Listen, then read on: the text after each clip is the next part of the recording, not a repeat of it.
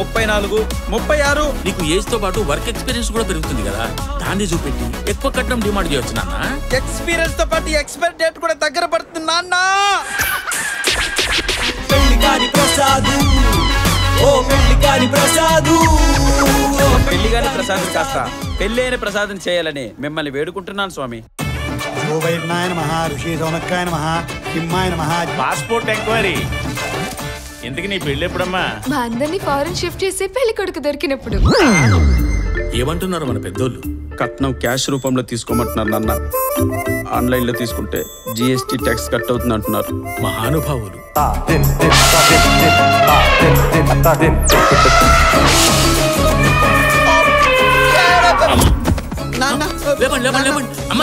నాకు అమ్మాయి నచ్చింది. నీకు నచ్చిందా?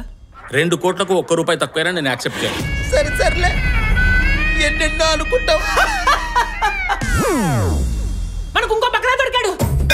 అమ్మాయి బాగుంది కదా సార్? అవును. నంబర్ కావాలా? పెళ్లి చేసుకుంటే నీలాంటి క్వాలిటీస్ ఉన్నోనే చూడమని మా ఇంట్లో వాళ్ళకి చెప్తాను.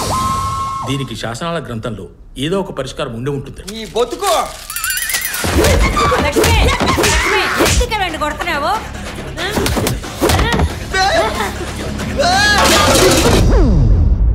ఇలాంటి సమస్య ఉప్పెన సినిమాలో ఆశకి బేబమ్మకి ఎదురైతే వాళ్ళు ఏం చేశారో తెలుసా? తర్వాత వాళ్ళ నాన్న ఏం చేశాడు తెలుసా?